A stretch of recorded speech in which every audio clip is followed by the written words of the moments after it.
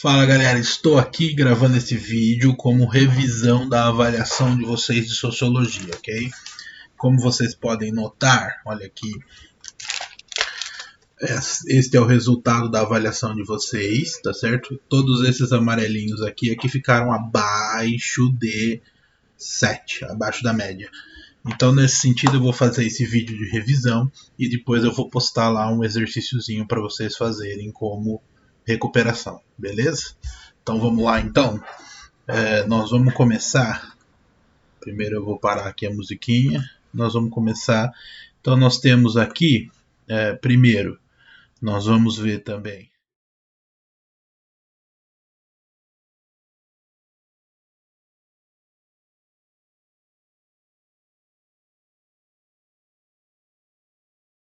que são objetivas.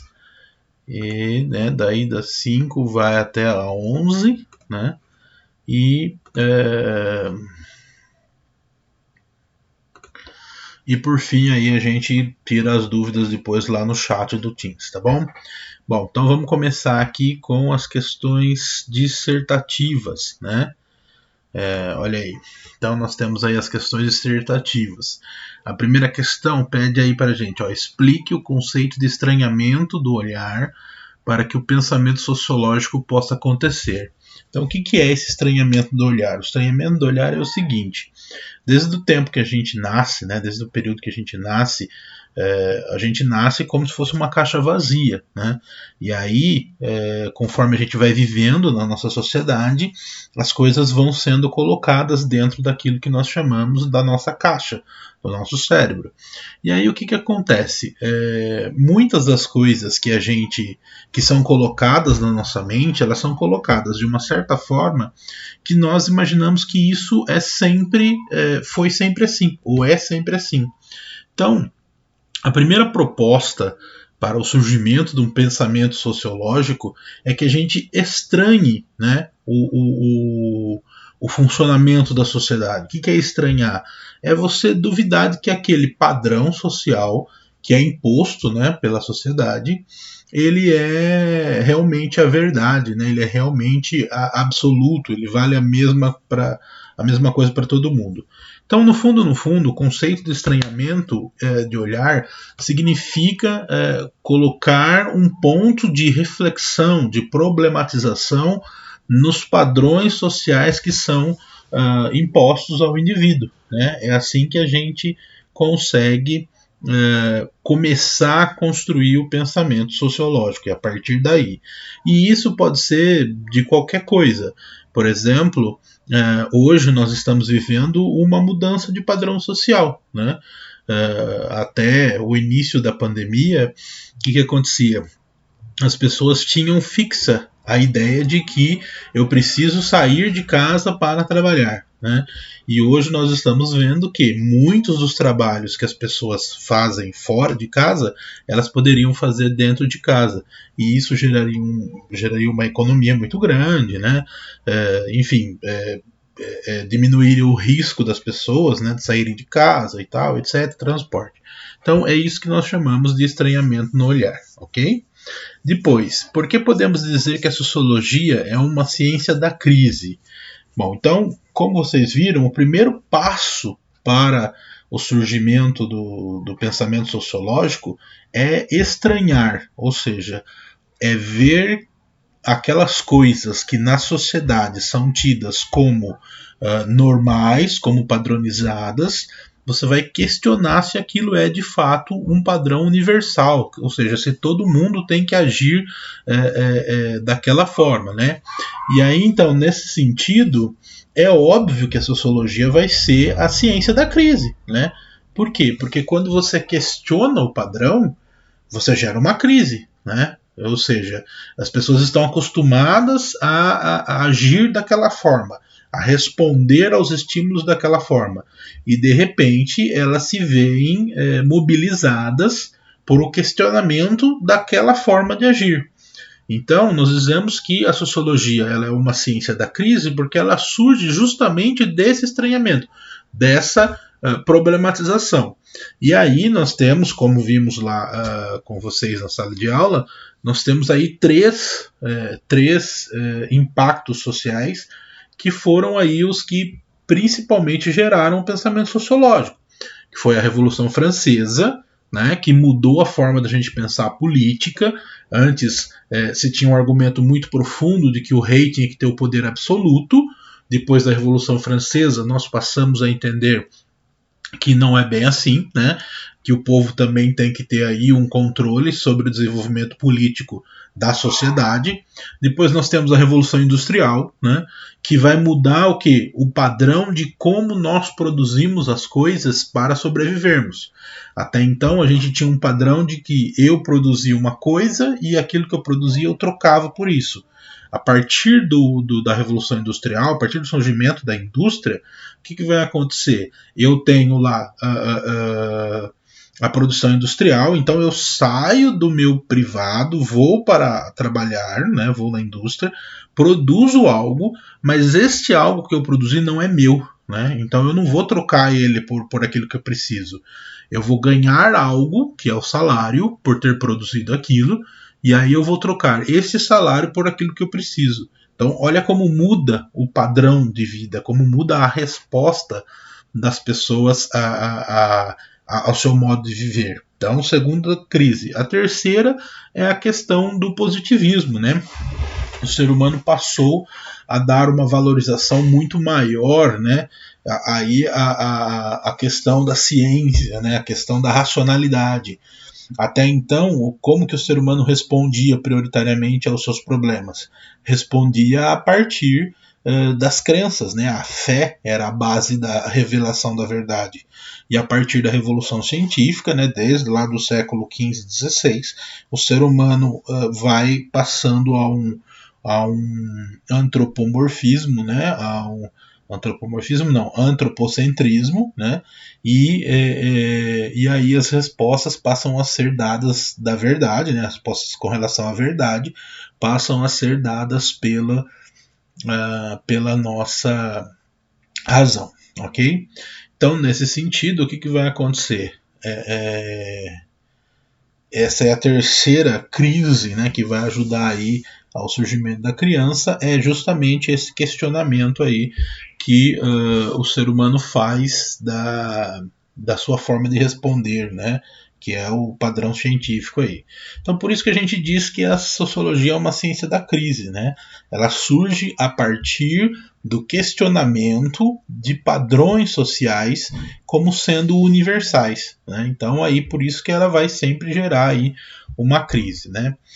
Bom, não tem a número 2, né? Vocês viram aí que eu pulei a número 2, por isso que vai até a 11, mas enfim, tomamos aí a número 4, tá lá. Existem diferentes formas de conhecer o mundo. Uma delas é a atual ciência, que aprendemos na escola por meio das disciplinas, né? De que outra forma se pode conhecer o mundo e faça uma descrição de suas especificidades. Então eu apresentei para vocês em sala de aula duas formas da gente conhecer o mundo, que foi o quê? Primeiro a questão do positivismo, com o conhecimento científico, né? Mas existe uma outra forma de se conhecer o mundo, que é o senso comum, né? O senso comum, ele é uma forma de conhecimento do mundo, ele é até uma forma válida, porém, ele é uma forma que não traz tanta utilidade, né, por causa da sua falta de universalidade, quanto o conhecimento científico. Então, essa outra forma de conhecer o mundo é o senso comum, certo? Agora, especificidades do senso comum. Bom, primeiro, já disse para vocês, o senso comum não é universal, ele é subjetivo. Ou seja, ele vai valer, né, ele tem um valor ali dependendo do ambiente em que a pessoa está. Mudou o ambiente, mudou o sujeito, vai mudar o senso comum. E isso é complexo, né? Ninguém vai aqui andar numa montanha russa que foi construída a partir do senso comum, onde o cara olhou lá e falou, mais ou menos 10 quilos aguenta, né? Então, quer dizer, não dá, eu tenho que calcular isso, existe uma ciência, uma engenharia por trás disso, né? Então essa é uma das características do senso comum. A outra característica, e também bastante problemática, é que o senso comum ele não é metódico, né? O conhecimento científico ele é metódico. né? Vocês viram aí a questão das vacinas, né? Do remédio para a pandemia. O que acontece, né? O que nós temos aí nas redes sociais é muito senso comum, é muita gente falando é, toma isso, toma aquilo, mas que não obedeceu a um sistema, não obedeceu a uma metodologia. Teve aí até uma cidadã que sugeriu que enxofre, né, curaria o Covid, né? Imagina só, né? A galera tomando enxofre, né? O presidente dos Estados Unidos sugeriu que deveríamos tomar desinfetante, né? E teve gente nos Estados Unidos que tomou desinfetante. E isso, obviamente, fez mal, né, para a pessoa. Então, o senso comum ele não é metódico, né? Ele não obedece ao método, por isso que ele não pode ser universalizado, né? Então, basicamente, a resposta da número 4 é essa, né? A outra forma de conhecimento é o senso comum, e ele, primeiro, não é universal, ele é subjetivo, né? E ele não é metódico, né? Ele não é sistemático, certo? Ele acontece de acordo com a opinião do sujeito, né? Bom, agora partimos aqui para as questões objetivas. Primeiro de tudo, aqui as questões de 5 a 7, né? Então vamos lá. Primeira questão aqui, a ciência que nasceu com o intuito de explicar a nova configuração da sociedade moderna, utilizando o método científico para isso, ficou conhecida como?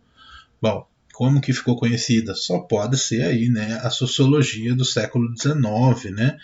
Que surge aí para explicar essas configurações modernas da sociedade, né? Então, a resposta aí seria então a letra C, né?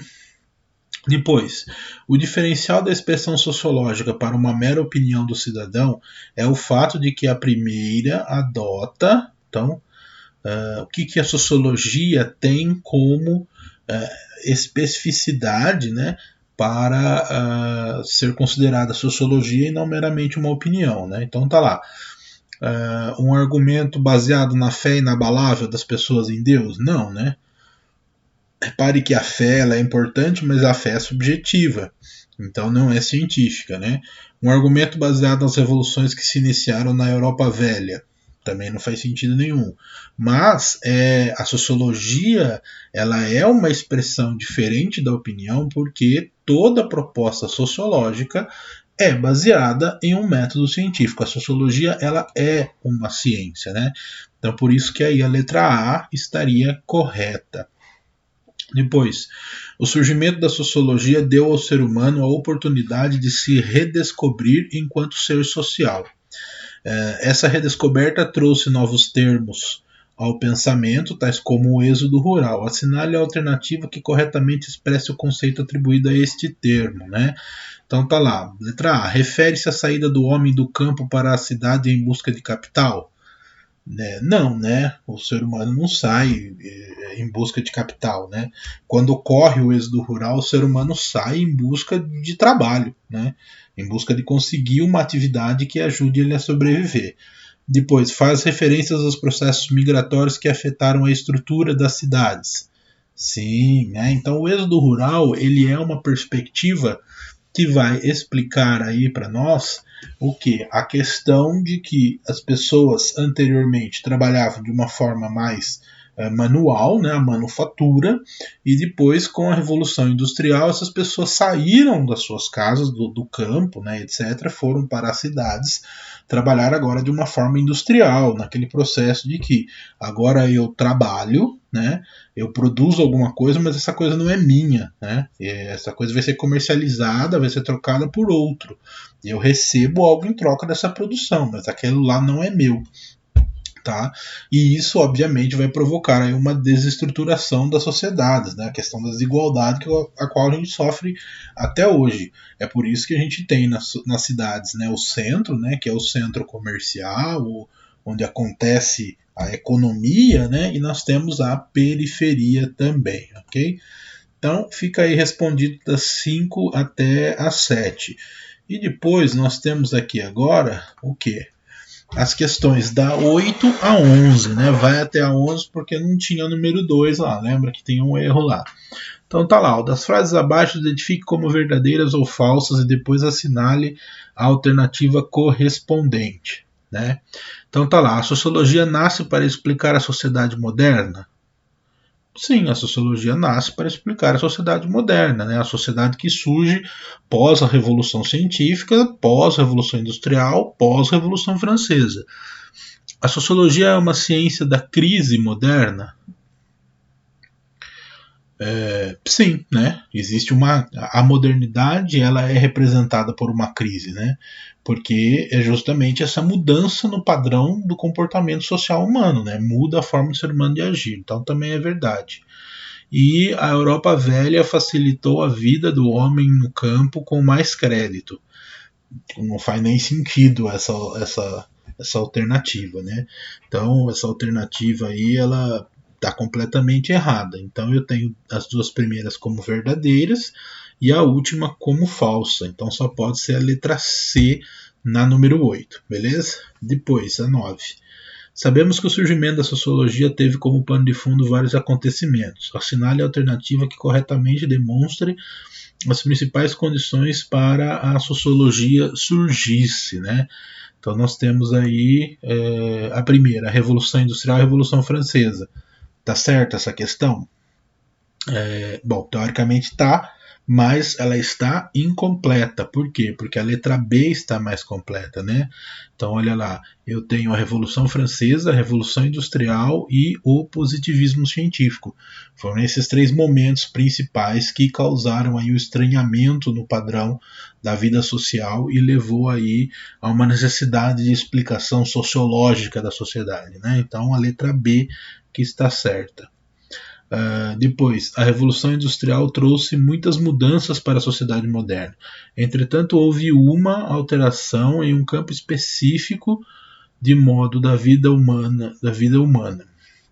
Assinale a alternativa que corretamente explique essas mudanças. Então tá lá, as grandes alterações na economia, o que facilitou o crédito aos agricultores da época.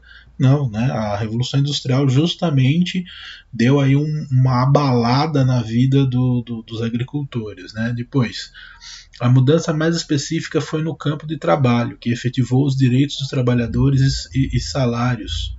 Não, né? A gente sabe, né, gente, que a Revolução Industrial ela trouxe muitos benefícios, né, da produção industrial, facilitou as pessoas a acessarem aí uh, uh, uh, os bens, né, que eram produzidos pela indústria, porém ela não trouxe aí os direitos trabalhistas ou a facilidade da vida do trabalhador. Isso só vai vir bem depois da Revolução Industrial, né, já quase no século XX, quase não, né, já no século XX que vai começar a mudar essa questão aí, né, finalzinho do século XIX, início do século XX. Depois, a letra C, o modo de produção foi o item mais alterado, o que facilitou uma transformação na economia. Sim, foi isso, né? Então, o que fez com que a Revolução Industrial se tornasse um eixo do surgimento da sociologia foi a mudança no padrão de produção, né? O modo de produção passa de manufaturado, de artesanal, para um modo de produção industrial. Isso alterou completamente a economia por causa daquilo que já falamos aí com vocês, né? E aí, por fim, a número 11, né, a forma de conhecer ou explicar o mundo, que formula explicações por meio de teorias racionais e experimentos comprobatórios, é conhecida como, né? Então eu tenho aí o conhecimento de senso comum, conhecimento metafísico. Né? O conhecimento metafísico ele é importante, mas ele não é científico, né? Ele é especulativo, ele é filosófico. Né? Então eu tenho aí a resposta sendo o conhecimento científico. Esse sim formula explicações aí a partir da racionalidade, né? A partir daquilo que nós chamamos de experimentos comprobatórios, né? Bom, galera, então fica aí para vocês esta correçãozinha, né? E eu espero que vocês consigam fazer aí as atividades, né? Que eu vou propor como recuperação e aí a gente vai conseguir tocar para frente o bonde, beleza? Então, um grande abraço para vocês, né? E façam lá as atividades que vai ajudar bastante, né? Encerro de novo colocando a musiquinha pra gente.